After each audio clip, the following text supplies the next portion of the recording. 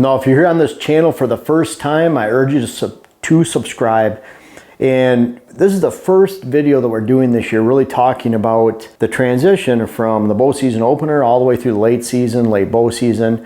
We go through every step of the season and talk about the strategies all the way along the way, whether it's bow season opener and the October lull, the pre-rut, the peak rut, the post-rut, the secondary rut. We cover every single area, and we're actually out there in the woods hunting. So we use that B-roll. A lot of people ask, where are your hunt films? Well, they're all within strategies, because if I just put Jeff's Wisconsin Big Buck, no one really cares and searches for Jeff's Wisconsin Big Buck. It's not a very high value video, and if you're watching this from another channel, that's a little secret for you. Episode 18, season whatever, all that detracts from the value of the quality of the videos. My goal is to provide strategy for you the entire hunting season. In this first one, the bow season opener, you can rest assured that we'll continue these, Lord willing, throughout the season. And I can't believe it's almost the bow season opener. It really is. It's just around the corner for some of the states. We're shooting this video on August 6th, and by the time you see this video, Dylan and I will have shot 11 the last 2 days, 11 videos.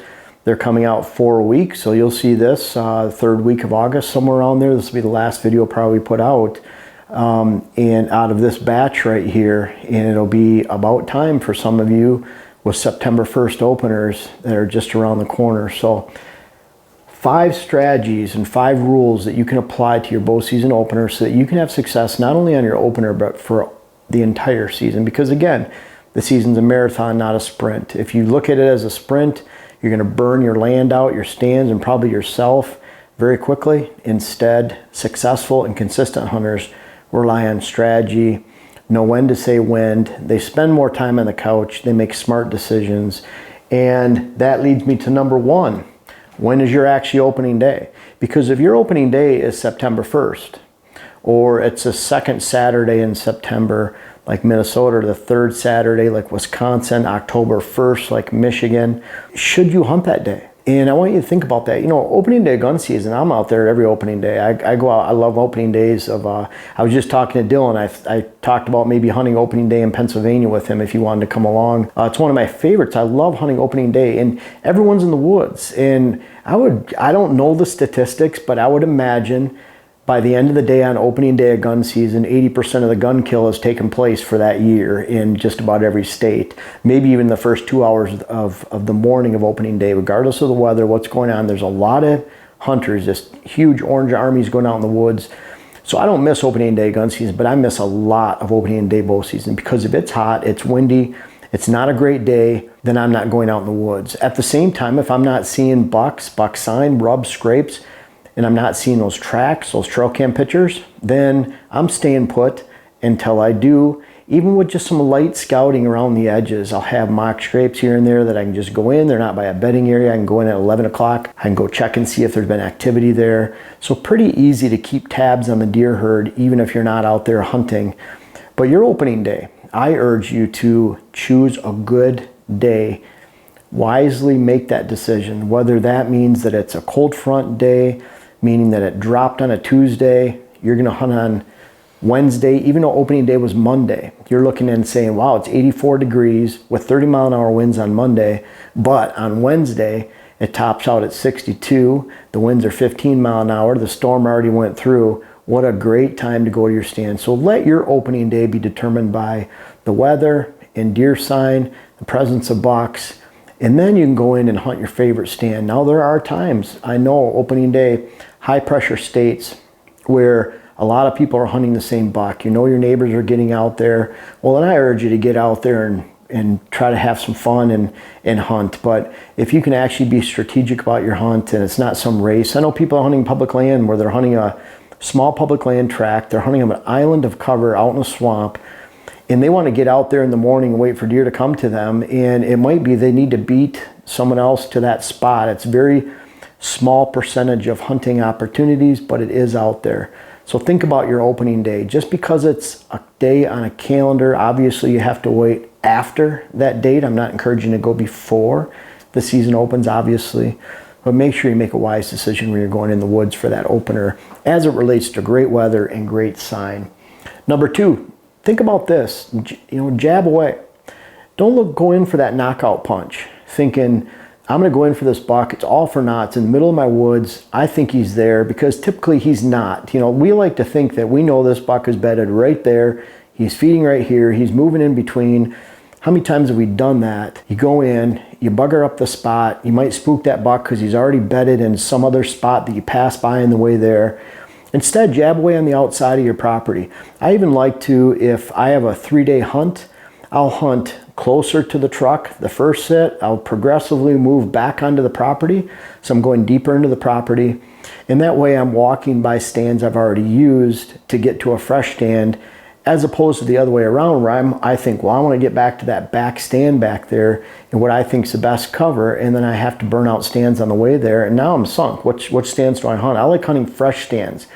Hunted a property for 12 years in Wisconsin, and during that 12 years I shot 17 bucks. It was out of 14 different stands.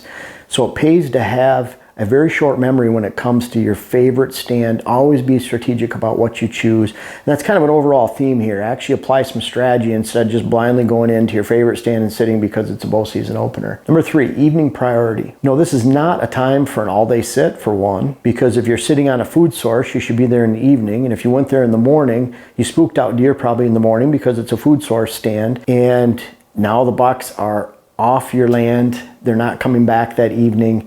But a lot of times these deer they establish a very good pattern of hitting evening food sources during daylight, and those are very easy to capitalize on. That's one of the easiest ways to shoot an early season bow buck, where you're making a wise decision on which day you're actually hunting for your opener. You've established a pattern of a mature buck that you're watching. You allow him to continue that pattern. The worst thing you could do is go hunt a morning stand that you think he might be at when you know he's going there in the evening. So the evening on opening day, that early season bow, is a hot priority, and you can only bugger it up in the morning. Now, I'm not saying you don't have an opportunity in the morning. I like those long transitions. You might be hunting a good hardwoods where there's acorns dropping and you're not in the bedding area. You're a long ways away from those evening or nighttime food sources. That buck is just transitioning through that area. He's going to a bedding area. Let's say that movement is 300 yards long, almost like a barbell. You have food where you know they're hitting at night. You have a bedding area where you know he's somewhere in there, and you're just hunting that long open hardwoods, maybe a funnel of some cut timber or a blowdown or some good quality oaks, and you're hunting that transition in the morning. And that way you're not spooking the evening food source or the daytime bedding area. So really look at it that you have that evening priority, you're exercising that, and that'll pay off big time, especially in the early season. And then, you know, I'd say 70% of my bucks are shot during the morning, because that's later. That's during that pre-rut time. A lot of those stands, I'm going in for the first time and shooting a buck when getting into that stand. There's a huge priority for morning time during the rut, but early season into the October lull, often you can do more harm than good hunting in the morning. I'm not saying there's not an opportunity, but really make sure you're not buggering up an evening sit just to go out and sit in the morning and say you hunted on opening day in the morning. Bow skills. Obviously, we have to shoot, have a good group of arrows. We're establishing consistency. We're building up repetitive motion, building up our muscles. But I want you to focus on 2 things. For one, straight back draw. I love Chris B Archery, a great person. Consider him a friend. And when he's shooting for target, he has more of that sky draw. And what that's doing is allowing you to use different muscles, and it's being more efficient with your draw. And that's great. But when you're pulling back on a buck and he's coming through, you want to have that straight back draw. This is the only motion you want, right here, back. You don't want to have this sky draw like that, like you would for target, like Chris is showing. You want to have that straight back draw right at him, just a minimal amount of movement. And I can throw that in there that, you know, I don't like to stand. I don't like to be in a standing position when I hunt. For one thing, deer, it's got to be the most terrifying sight for them to actually recognize a standing human in a tree. That's scary to them. They only see standing humans for the most part. So I sit the entire time. I plan my shots accordingly. My back's to the tree, so I'm not sticking out away from the tree. I'm not silhouetted. But then at the same time, that leads into another skill that I'd like you to develop, and that's sitting down to shoot. And what's interesting about that is people think, well, it's kind of difficult. Well, if you're sitting out on a stool and you're shooting your target in your yard, a lot of times you're a little wobbly. But think about this, when you're in the tree and your back's to the tree, that's a point of contact right with your back right there. You can pull back, you're stiff because your back's against the tree, even your lower back, and then you have each foot planted on your tree stand, 3 points of contact. I actually find that shooting and sitting down, when I've been nervous, I can think of times where I've had a big buck come in and I'm shaking. Oh man, my heart's pounding, Dylan. And I still love that feeling. It's awesome. You know, if you've been hunting for 30 years and you're going out and you're still shaking, that's a lot of fun. That's why we do this. But if you're standing up and you're a little chilly and you're shaking a little bit, really hard to shoot a deer that way, or to get your best group at that yardage, whatever that deer is. So to me, sitting down helps me be a little bit more calm, relaxed. It doesn't make me want to stand. If I can shoot sitting down, I would, and I'd practice that. So I'd practice first that straight back draw, and then also sitting to shoot, and actually hunting sitting down too. And then number 5, water, shade, and fruit patterns. Awesome. So early season, these bucks a lot of times are religiously hitting water on the way to food. They've been bedding dry all day. They're hitting fruit sources. I love fruit on the way or at the corner of a big food source. And then what's really interesting is often we see one of the properties we have, it's almost all the way in shade about 2 hours before dark, an hour and a half before dark.